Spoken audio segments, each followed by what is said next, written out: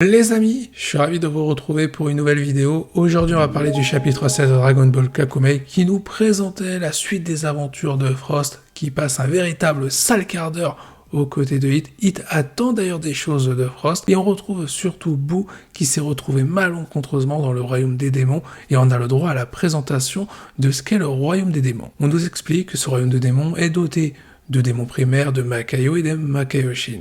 On comprend l'origine de ces personnages puisque c'est aussi expliqué. En gros, ils sont issus du même arbre à fruits que les Kaioshin, sauf qu'à la différence de leur création, cet arbre à fruits et notamment leurs fruits se sont corrompus pour donner naissance à ces démons, aux Makaio ou encore aux Makaioshin. Le fait d'expliquer tout ça, de donner quelque chose d'intéressant en termes de développement au royaume des démons dans lequel se trouve Boo, c'est plutôt bien amené parce que justement, Boo qui est un Majin, celui-ci se retrouve dans le royaume des démons, ça peut forcément amener que du bon développement. Surtout que le personnage d'Igitus, le Makaioshin que rencontre Boo, il a connu Bibidi, soit le créateur de Boo. Sauf qu'on apprend que Bibidi n'est pas le seul créateur de Majin Buu, puisque c'est le co-créateur avec le personnage d'Igitus. Et Bibidi et Igitus avaient deux visions différentes de ce qu'ils voulaient faire de Boo à la base, puisqu'à la base, Boo n'était seulement qu'un concept. Igitus voulait le garder dans le royaume des démons, sauf que Bibidi, lui, a ressenti une présence malfaisante au fin fond de l'univers et a décidé de sortir Boo du royaume des démons pour lui donner vie, ce qui a donné naissance au Majin Buu tout petit. D'ailleurs, Igitus ne manque pas de faire la remarque à Majin Buu en lui disant qu'il a énormément changé depuis la dernière fois qu'il a vu, parce qu'à l'époque, bien entendu, c'était le Majin Buu pur, rempli de méchanceté, rempli de négativité, avec de la malveillance au maximum. Ce Majin Buu à l'heure actuelle, ce n'est plus du tout ça, c'est un Majin Buu avec de la pureté, qui s'est débarrassé de ce côté méchant. C'était les événements de Dragon Ball Z. C'est plutôt sympa de faire un petit rappel pour nous dire qui était Majin Buu à la base. Quelque chose qui avait été créé dans l'unique but d'œuvrer pour la malveillance. Là, le fait de voir que Boo retombe dans ses origines avec le personnage d'Igitus qui a besoin de Boo pour protéger le royaume des démons par rapport à cette guerre multiverselle qui va éclater, j'ai hâte de voir comment Boo va évoluer justement et comment Igitus va faire pour que Boo puisse redevenir le guerrier qu'il était à l'époque sans forcément qu'on retrouve le Majin Buu qui était malveillant. Parce qu'en tout cas, ce qu'on sait, c'est qu'Igitus semble déterminé à utiliser la capacité de Boo, c'est-à-dire l'absorption, pour que celui-ci puisse gagner en puissance. Reste à voir ce qu'il va se passer concernant Boo. Peut-être qu'Igitus va aller encore plus loin en se servant de la naïveté de Boo pour servir ses propres intérêts à un moment donné. Ce n'est pas impossible, parce qu'on l'a vu dans ce chapitre, Boo, il est plutôt naïf, il s'inquiète pour Satan, et il accepte toute proposition des démons qui accepteront de l'aider à rentrer chez lui. Mais Igitus peut très bien se servir de ça pour manipuler Boo. En tout cas, j'ai bien aimé cette partie-là du chapitre. J'ai trouvé ça sympa qu'on nous explique un peu ce qu'est le royaume des démons et des personnages qu'on y retrouve. De développer un peu cet environnement. Parce qu'il est vrai, dans Dragon Ball et notamment Dragon Ball Z, on n'en sait pas beaucoup sur les démons. On a eu quelques détails avec 2-3 personnages, Dabra, Majin Buu, Babidi, mais on ne sait pas plus de choses que cela. Là, le fait que Dragon Ball Kakumei décide de donner du développement à cette partie-là, à cet environnement-là, je dis pourquoi pas, ça peut être vraiment sympa.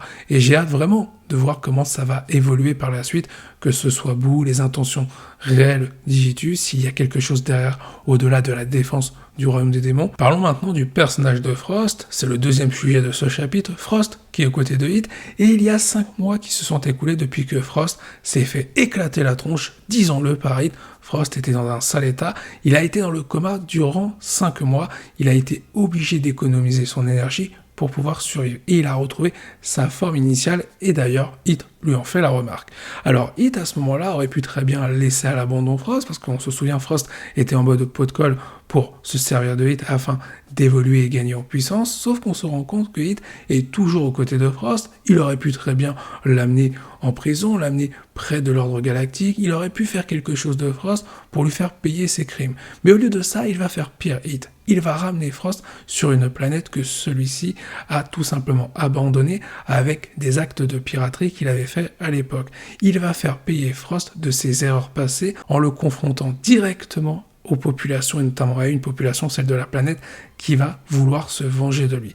Et ça, c'est vraiment intéressant de voir un Hit méticuleux par rapport au personnage de Frost. D'ailleurs, Hit le surveille de toutes parts. Quand Frost tente de s'enfuir, il l'éclate aussitôt. Il lui fait comprendre que s'il veut mourir, c'est très simple, qu'il continue de fuir et Hit va l'attendre. Il est obligé d'assumer les conséquences de ses actes en restant sur cette planète. Mais on le sait maintenant, il y a quelque chose que veut Hit par rapport à Frost, car visiblement ce personnage peut les sauver de quelque chose. C'est d'ailleurs ce que dit Hit par rapport à d'autres de ses camarades qui lui ressemblent. J'attends du coup de voir ce que ça va donner, l'évolution de ces deux personnages, quel va être le rôle de Frost par rapport au choix de Hit, pourquoi a-t-il autant confiance en son choix à l'égard de Frost, car pour l'instant, il est vrai que si on se base sur les aspects positifs, il n'y en a pas beaucoup du côté de Frost, mais si on se base sur les aspects négatifs, il y en a énormément. Mais pourquoi Hit, un personnage très intelligent et méticuleux, semble être convaincu de sa décision quant au rôle de Frost par rapport à ce sauvetage qu'il doit effectuer. J'ai hâte de voir comment les deux vont évoluer, que ce soit individuellement, mais aussi ensemble par rapport aux échéances à venir, notamment la menace multiverselle. Parlons pour terminer de la toute fin du chapitre, qui nous tease un chapitre 17 qui risque d'être incroyable avec le personnage de Broly, parce que oui, sa puissance est en train d'exploser, toute sa rage, toute sa colère sont en train de se déchaîner sur le personnage de Doula, qui a attaqué Shilai mortellement. Hit, Frost ont ressenti cette colère, cette puissance au fin fond de l'univers 6 depuis la planète Sadala. Ça annonce un chapitre 17 de folie avec le personnage de Broly qui va se déchaîner. En attendant de découvrir tout cela, pour ma part, n'hésitez pas à donner votre avis en commentaire. Je vous dis à la prochaine, portez-vous bien et n'oubliez pas que la volonté du KT soit avec vous.